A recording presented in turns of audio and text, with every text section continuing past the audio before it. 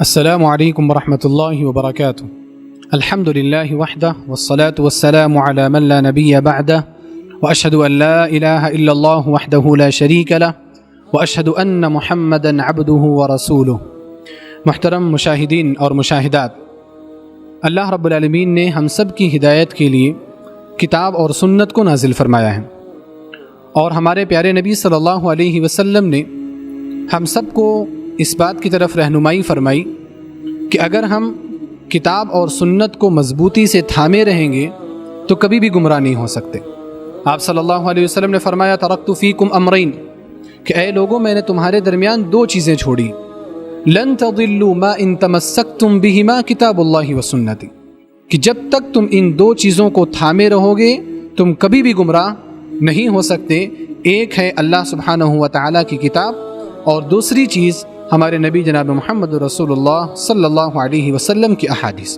یہ کتاب و سنت ہماری ہدایت کی ضامن ہے، یہ کتاب و سنت ہمیں صراط مستقیم کی طرف لے کر کے جانے والی، یہ کتاب و سنت ہماری نجات کا ذریعہ ہے۔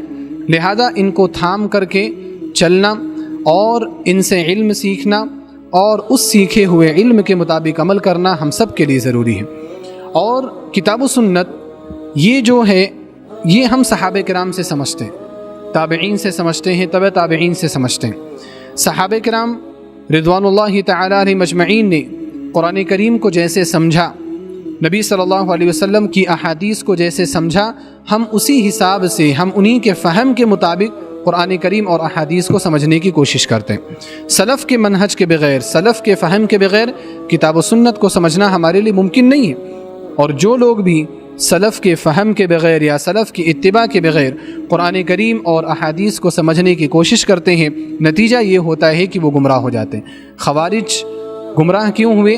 کیونکہ انہوں نے قرآن کریم کو صحابہ کرام کے فہم سے نہیں سمجھا، انہوں نے قرآن کریم کو اپنے فہم سے اور اپنے عقل سے سمجھنے کی کوشش کی، نتیجہ یہ ہوا کہ وہ گمراہ ہوئے۔ لہذا منہج سلف ہماری ہدایت کے لیے بہت ضروری ہے، ٹھیک اسی طرح جس طرح سے کتاب و سنت ہماری ہدایت کے لیے ضروری ہے۔ منہج سلف کیا ہے، منہج سلف کیا نہیں ہے، یہ ایک سوال ہوتا ہے، ہم سب کے ذہن میں یہ سوال آتا ہے۔ منہج سلف کی تعریف کیا ہے، منہج سلف کہتے کس کو ہیں؟ آج بہت سارے لوگوں کی زبان پر منہج کا نام ہوتا ہے، منہج سلف کا نام ہوتا ہے، لیکن منہج سلف در حقیقت ہے کیا، یہ بہت سارے لوگوں کو پتہ نہیں ہوتا ہے۔ ہم سب کی کوشش یہ ہونی چاہیے کہ منہج سلف کے بارے میں ہمارے پاس معلومات ہوں۔ اسی مناسبت سے دا وے آف سلفیہ آپ کے لیے ایک کورس پیش کر رہا ہے جس کا ٹائٹل ہے یہ منہج سلف نہیں ہے۔ در حقیقت یہ منہج سلف نہیں ہے، یہ شیخ محمد بن عمر بازمول حفظہ اللہ کی نصیحتوں سے اکٹھا کیا ہوا ایک کتابچہ ہے جس کو شیخ ابو زید ضمیر حفظہ اللہ نے ترتیب دیا ہے، اس کا اردو ترجمہ کیا ہے، رومن میں بھی اس کا ترجمہ موجود ہے۔ اس کتاب کے اندر 40 یا 41 پوائنٹس ہیں جن میں یہ ذکر کیا گیا ہے کہ یہ منہج سلف نہیں ہے۔ آپ کے سامنے جو کورس پیش کر رہا ہے دا way of Salafia, us course کے اندر اسی کتاب کی شرح کی جائے گی۔ یہ منہج سلف نہیں ہے، آپ کو بتایا جائے گا کہ منہج سلف کیا ہے اور منہج سلف کیا نہیں ہے۔ تو آپ سے گزارش ہے کہ آپ اس کورس میں شریک ہو کر کے بھرپور استفادہ کریں۔